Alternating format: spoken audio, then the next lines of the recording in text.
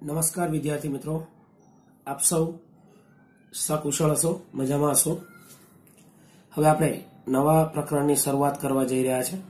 प्रकरण 6 त्रिकोण। त्रिकोण विषय आपणे धोरण 9 मां एकरूपता अने एकरूपतानी शरतो अने त्रिकोणना गुणधर्मो विषय अभ्यास कर्यो। हवे धोरण 10 मां एकरूपताना अभ्यास बाद समरूपतानो अभ्यास आपणे करीशुं। एना माटे पहेला थोडुंक रिविजन आपणे करीए। एकरूप आकृतिओ कोने कहेवाय? तो ज्यारे बे आकृतिओना आकार अने कद समान होय त्यारे ते बे आकृतिओ एकरूप आकृतिओ छे। शुं होवुं जोईए? बे आकृतिओना आकार अने कद समान होय। आकार पण समान होवा जोईए अने कद पण समान होवा जोईए। એટલે आकृति नानी मोटी न होवी જોઈએ અને આકારની દ્રષ્ટિએ પણ બંને આકૃતિઓ સમાન હોવી જોઈએ, જે એકરૂપ આકૃતિઓ કહેવાય। જેમ કે એકરૂપ ત્રિકોણ હોય તો એ ત્રિકોણ હોય એટલે આકારની દ્રષ્ટિએ અને કદ એટલે બંનેના કદ સમાન હોય તો એકરૂપ ત્રિકોણો થાય। હવે સમરૂપ આકૃતિઓ કોને કહેવાશે? તો જે બે આકૃતિઓના આકાર સમાન હોય, कद सरखा होय ते जरूरी नहीं। जो स्पष्ट कर्युं छे आकार समान हशे पण कद सरखा न पण होय એટલે एक आकृति नानी होय અને एक मोटी होय એવું बनी शके। पण आकार समान होय, कद सरखा होय ते जरूरी नहीं, तो तेमने समरूप आकृतिओ कहेवाय। जो अहींया मैं बे चौरस दोर्या छे, एक चौरस नानुं छे ने एक चौरस मोटुं छे। स्पष्टता करी छे कोई पण बे चौरस हमेशा समरूप छे, कारण के आकार तो समान ज थशे ने एमनो।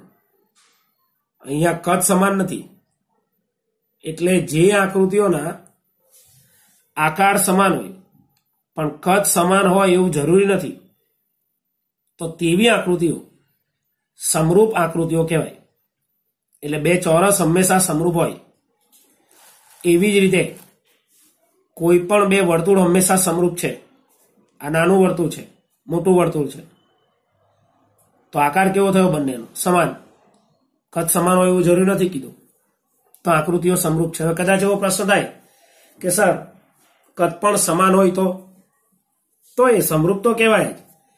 समरूप माटे एक ज शरत, आकार समान जोईए। शुं समान जोईए? आकार। अने एकरूप माटे आकार अने कद बंने समान जोईए। समजाय छे हुं शुं कहे? बरोबर छे। एक 500 नी नोट लईए, 500 રૂપિયાની नोट, अने एक 2000 રૂપિયાની नोट लईए तो ये बंने नोट समरूप छे, एकरूप नहीं। पण बे 500 नी नोट लईए तो ये समरूप पण छे अने एकरूप पण छे, कारण के एना आकार पण समान छे अने एनुं कद पण समान छे। आ उदाहरण बहु सरळ छे अने जल्दीथी समजाय एवुं छे। ख्याल आवे छे? हवे एकरूपतानी निशानी तो आपणे भणी चूक्या छीए। एकरूपतानी निशानी आ रीते लखाशे अने समरूपतानी निशानीमां नीचे बराबर नहीं लखवानुं, आ काढी नाखवानुं, मात्र आ रीते ए समरूपतानी निशानी थशे। ए समरूपतानी निशानी थशे। ख्याल आवे छे मित्रों? बराबर।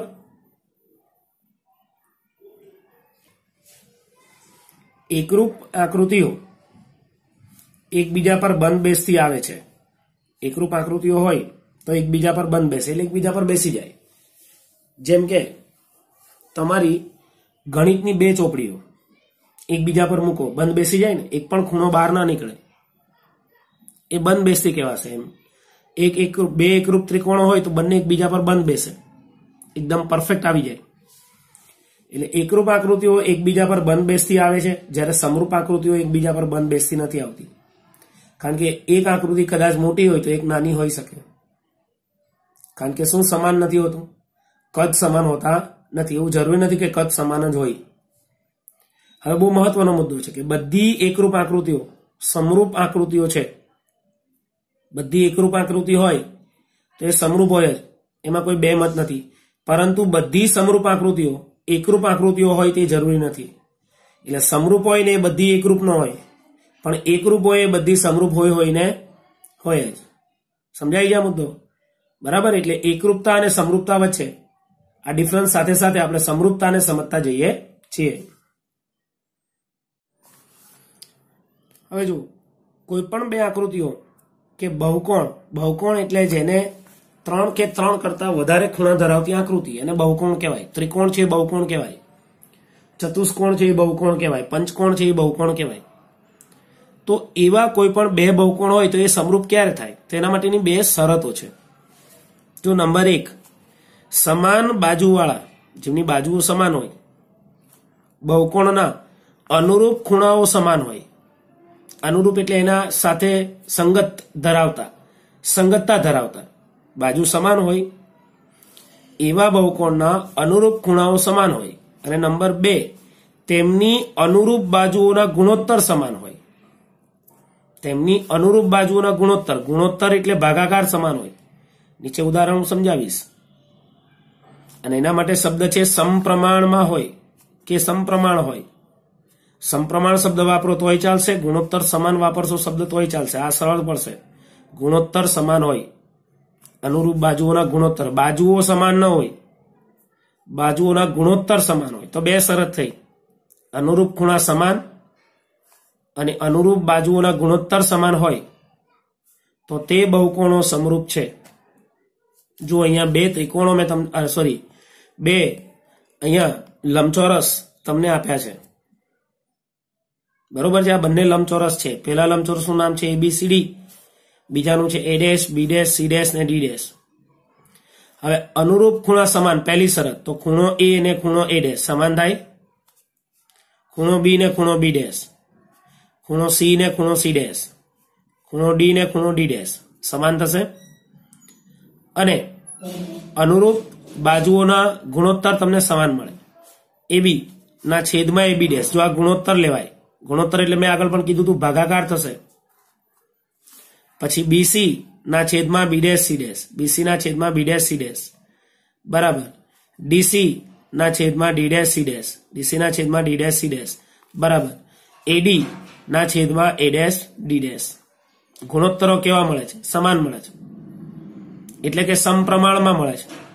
તો આ ગુણોત્તરો જો સમાન મળે તો આ જે બે આકૃતિઓ છે કે આ બે બહુકોણો છે કેવા થશે? સમરૂપ થશે. કેવા થશે? બે બહુકોણો સમરૂપ થશે. સમજાય છે હું શું કહું છું? ખબર પડે છે? એટલે બહુકોણ સમરૂપ થવા માટેની બે શરતો છે અને આ જ બે શરતો ત્રિકોણને સમરૂપ થવા માટેની પણ શરતો થશે જ્યારે આપણે ત્રિકોણની સમરૂપતાની વ્યાખ્યા ભણીશું ત્યારે. સમજાય? બરાબર. તો બે શરત કઈ? પહેલી શરત અનુરૂપ ખૂણાઓ સમાન હોય, બીજી શરત અનુરૂપ બાજુઓના ગુણોત્તર સમાન હોય. હવે આપણે સ્વાધ્યાય 6.1 જોઈશું પાઠ્યપુસ્તકનું. ધ્યાન આપશો. ખાલી જગ્યા પૂરો. કૌંસમાં આપ્યા છે શબ્દો, એના આધારે ખાલી જગ્યા પૂરવાની છે. બધા વર્તુળો ખાલી જગ્યા છે. હમણાં જ મેં આ સમજાવ્યું. સમરૂપ હોય બધા વર્તુળો. બધા ચોરસ ખાલી જગ્યા છે તો એ પણ કેવા હોય? સમરૂપ હોય. બધા ખાલી જગ્યા ત્રિકોણો સમરૂપ હોય તો જેની બધી બાજુ સમાન હોય, કારણ કે બાજુઓ સમાન હોય તો ખૂણાઓ પણ સમાન થવાના છે. એટલે બધા સમબાજુ ત્રિકોણો સમરૂપ છે. સમબાજુ એટલે બધી બાજુના માપ કેવા થશે? એક સરખા. હમણાં જે મેં શરત કીધી, જો બે બહુકોણના અનુરૂપ ખૂણા ખાલી જગ્યા હોય તો અનુરૂપ ખૂણા કેવા હોવા જોઈએ? સમાન. અને તેમની અનુરૂપ બાજુઓ ખાલી જગ્યા હોય તો સમપ્રમાણમાં હોય. અનુરૂપ બાજુઓના ગુણોત્તર સમાન હોય અથવા સમપ્રમાણમાં હોય તો સમાન સંખ્યાની બાજુઓ વાળા બે બહુકોણો કેવા છે? સમરૂપ છે. કેવી સંખ્યા? સમાન સંખ્યાઓની બાજુઓ વાળા બે બહુકોણો છે એ કેવા થાય? સમરૂપ થાય. ખ્યાલ આવે છે? બરોબર છે. એટલે આ ખાલી જગ્યાઓ હમણાં જે આપણે થિયરી ભણ્યા એના આધારે આપણે જવાબ આપી શકીએ અને જવાબ સરળતાથી આપણને મળે. નીચેની જોડીઓના બે જુદા જુદા ઉદાહરણો આપો. બે જુદા જુદા ઉદાહરણ આપવાના છે. પહેલી કેવી આકૃતિ? સમરૂપ આકૃતિઓ. તો ચોરસની જોડ સમરૂપ આકૃતિઓ થાય ને? કોઈ પણ ચોરસ લઈ લો બે, એ સમરૂપ જ થાય.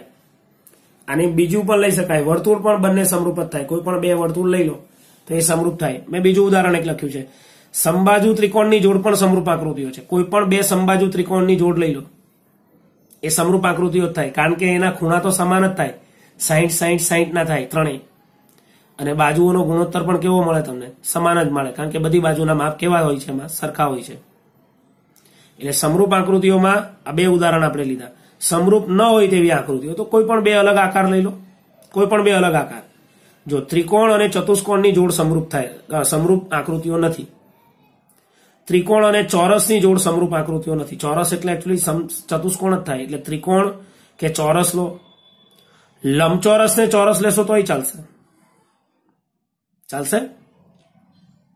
લંબચોરસ ને ચોરસ એક રીતે જોવા જઈએ તો ચાલે, માપ પર આધાર રાખે.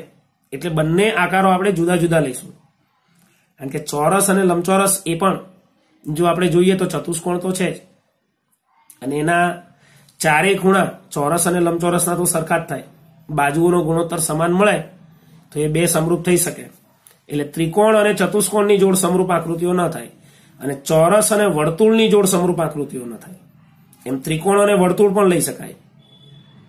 ત્રિકોણ અને વર્તુળની જોડ પણ સમરૂપ આકૃતિઓ થશે નહીં. ખ્યાલ આવે છે? એટલે આવું એક માર્કમાં પૂછી શકાય, સમરૂપ ન હોય તેવી આકૃતિઓની એક જોડ લખો, તો આ રીતે લખી આપે. હવે પ્રશ્ન 3, એમાં આકૃતિ છે અને તમારે જવાબ આપવાનો છે કે સમરૂપ છે કે નહીં. બરાબર છે? હવે એની પાછળનું કારણ પણ જણાવવાનું છે. નીચેના ચતુષ્કોણો સમરૂપ છે કે નહીં તે જણાવો.